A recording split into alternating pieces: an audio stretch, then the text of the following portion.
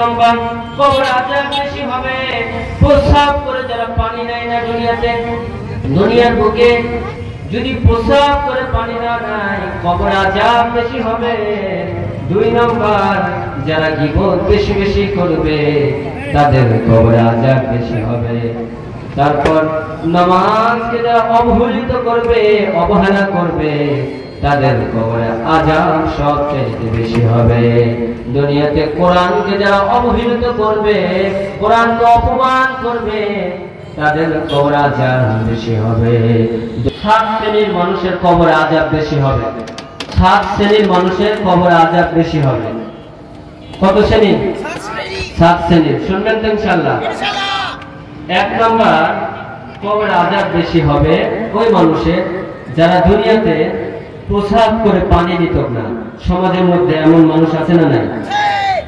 সমাজের মধ্যে এমন মানুষ আছে প্রস্রাব করে পানি নেয় না, দাঁড়িয়ে প্রস্রাব করেন।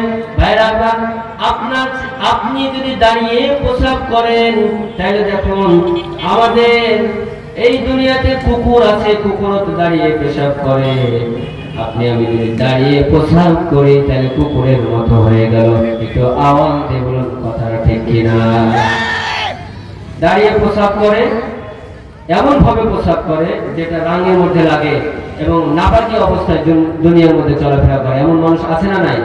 ভাইরা কবর আযাব বেশি হবে। দেখেন যারা নাপাক থাকে জমিনের মধ্যে যারা নাপাক থাকে তাদের কবর আযাব বেশি হবে।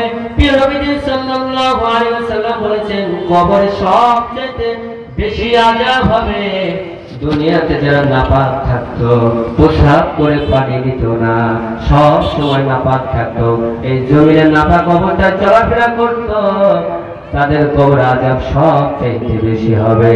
একটু আওয়াজ দিয়ে বলুন না নাউযুবিল্লাহ।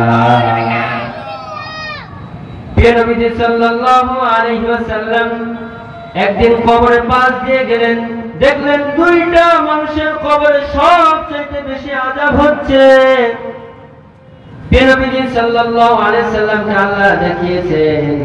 বলুন তো নবীজি কি গায়বের মালিক?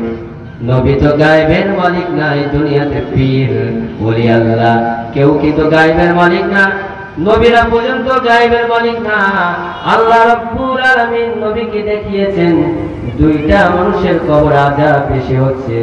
তার মধ্যে 1 নম্বর হচ্ছে জিবরাইল আলাইহিস সালাতু ওয়াস সালামকে রাসূল সাল্লাল্লাহু আলাইহি সাল্লাম জিজ্ঞেস করলেন, জিবরাইল রে 2টা ব্যক্তির কবর আযাব হচ্ছে বেশি, এরা কারা?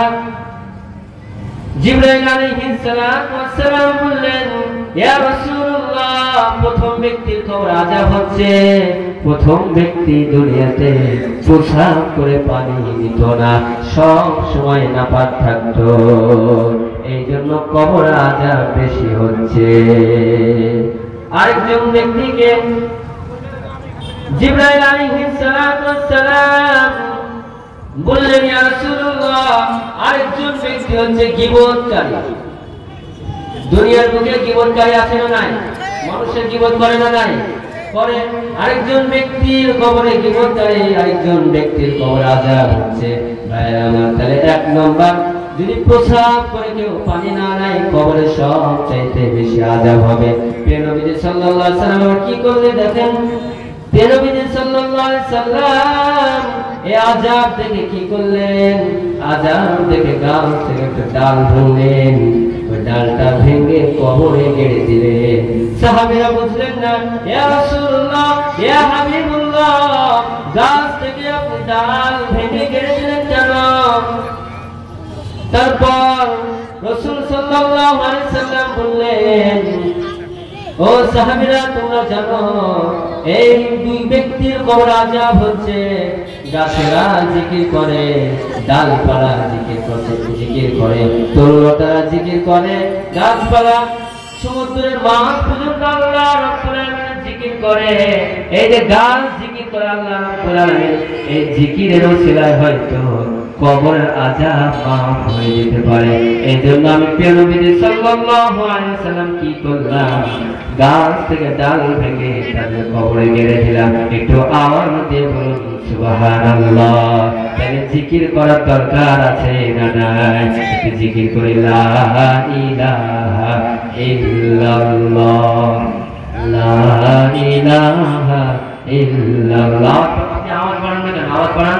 লা ইলাহা ইল্লাল্লাহ, লা ইলাহা ইল্লাল্লাহ।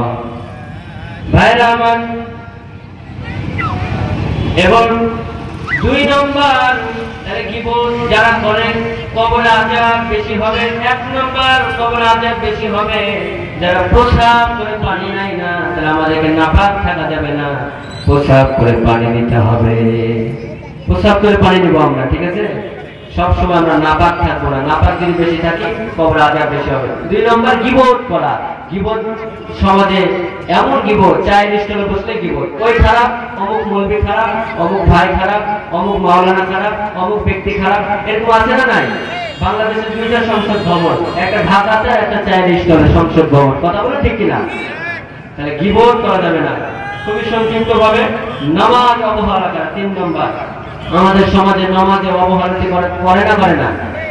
প্রিয় নবী সাল্লাল্লাহু আলাইহি ওয়াসাল্লাম বলেছেন, নামাজে যারা অবহেলিত করে, অবহেলা করে, তাদের কবরে আযাব বেশি হবে। আমরা নামাজের মধ্যে অবহেলা করি না? নামাজের মধ্যে অবহেলা করি।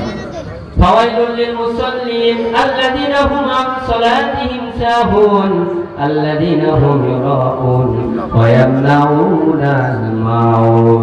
যারা নামাজের মধ্যে গাফিলতি করে, অলসতা করে, তাদের কবর আযাব বেশি হবে এবং অয়ন নামক জাহান্নামে যাবে। ভাইরা আমার, তারপর শুনেন কোরআন। তারপর 4 নম্বর, কোরআনকে অপমানিত করা। কোরআনকে অপমানিত করা সমাজের মধ্যে আছে না নাই? কোরআনকে অপমানিত করা সমাজের মধ্যে আছে। ভাইরা আমার দেখেন, কোরআন বাড়ির মধ্যে আছে, কিন্তু কোরআনটা কিন্তু পড়ার সুযোগ হয় না। সমাজের মধ্যে মানুষ আছে না নাই? দেখবেন মেয়েদের ক্ষেত্রে এমন হয়, রমজান মাস সামনে এসেছে, তারপর কোরআনটা তাক থেকে নামায়, তারপর পড়া শুরু করে, সারা বছর কিন্তু কোরআন পড়ে না। সমাজের মধ্যে আছে না নাই? কোরআনের জায়গা হয় না। কোরআনকে অপমানিত করা, অবহেলা করা, অথচ মনে করেন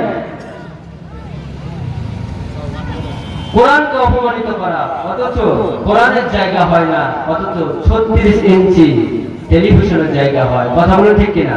তাহলে কোরআনকে যারা অপমানিত করবে, কবর আযাব সব চাইতে বেশি হবে। ভাইরা, ব্যাখ্যা করার সময় যেহেতু নাই, ব্যাখ্যা করব না। 5 নম্বর, মিথ্যা কথা বলা। সমাজের মধ্যে এমন মানুষ আছে না নাই? মিথ্যা কথা বেশি বলা।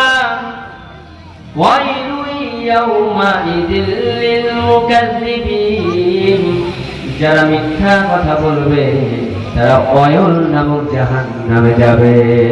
একটু আওয়াজ দিয়ে বলুন নাউযুবিল্লাহ। মিথ্যা কথা বলা যাবে? মিথ্যা সকল পাপের মা। একটা মিথ্যা কথা বললে, যেমন মা একটা সন্তানকে জন্ম দেয়, 10টা সন্তানকে জন্ম দেয়, 5টা সন্তানকে জন্ম দেয়, তেমন ভাবে একটা মিথ্যা কথা বললে কি হয় জানেন? আরেকটা পাপকে জন্ম দেয়া হয়। মিথ্যা কথা বলা যাবে? মিথ্যা কথা বললে কবরে সবচেয়ে আযাব বেশি হবে। ভাইরা আমার, 6 নম্বর, মদ সেবন করা। দুনিয়াতে আছে না নাই? মদ সেবন যদি করি, আমাদের সমাজে তারিখোর, বিড়িখোর, মদখোর আছে না নাই? সব সময় নেশাগ্রস্ত অবস্থায় থাকে। এই সমস্ত মানুষগুলো কবরে আযাব সব চাইতে বেশি হবে। আওয়াজ দিয়ে বলুন নাউযুবিল্লাহ। তাহলে যারা নেশাগ্রস্ত অবস্থায় থাকে তাদের কবরে আযাব বেশি হবে। তাহলে আমাদের কি নেশা করা যাবে? কখনোই না। ভাইরা আমার, 7 নম্বর, জিনা করা। সমাজের মধ্যে জিনা আছে না নাই?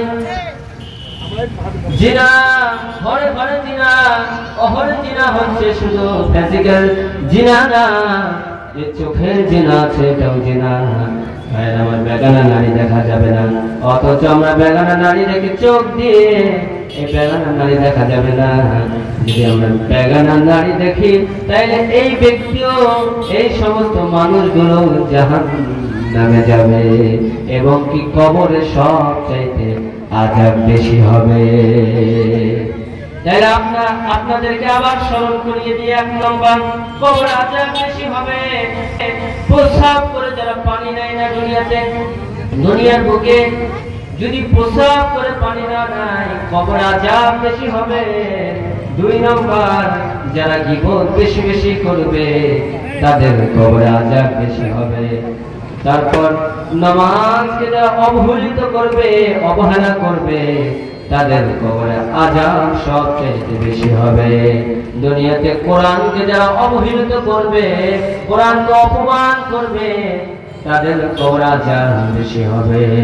দুনিয়াতে যারা মিথ্যা কথা বলবে কবরের আযাব সবচেয়ে বেশি হবে। যিনি কবরে আযাব দিবে তিনি কে? আল্লাহ। তারপর 6 নম্বর মদ সেবন যদি করে নেশাগ্রস্ত অবস্থায় থাকি, ভাই আমার যুবক বন্ধুরা আওয়াজ দিয়ে শোনো, গভীর মনোযোগ দিয়ে শোনো। বিড়ি খাচ্ছ, ইয়াবা খাচ্ছ, ফেন্সিডিল খাচ্ছ, নেশাগ্রস্ত অবস্থায় থাকছ, যেদিন আজরাইল চলে আসবে সেদিন তার সুযোগ হবে না তওবা করা। কবরে যদি যাও তুমি আল্লাহ কবরে সবচেয়ে বেশি আযাব দিবে।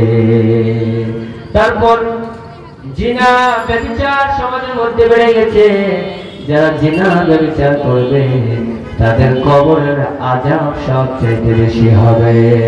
এই 7টা জিনিস থেকে আমাদেরকে বেঁচে থাকতে হবে কি হবে না? বেঁচে থাকতে হবে না? 7টা জিনিস থেকে আমরা বেঁচে থাকবো। যে 7টা জিনিস আমরা শুনলাম, আমরা এই জিনিসগুলো থেকে এগুলোকে বর্জন করব, বর্জন করে আমরা দুনিয়াতে চলাফেরা করব। আল্লাহ রাব্বুল আলামিন এই 7টা জিনিস বর্জন করার তৌফিক আমাদের সকলকে দান করুন। আওয়াজ দিয়ে বলছে আমিন, চিৎকার দিয়ে বলছে আমিন।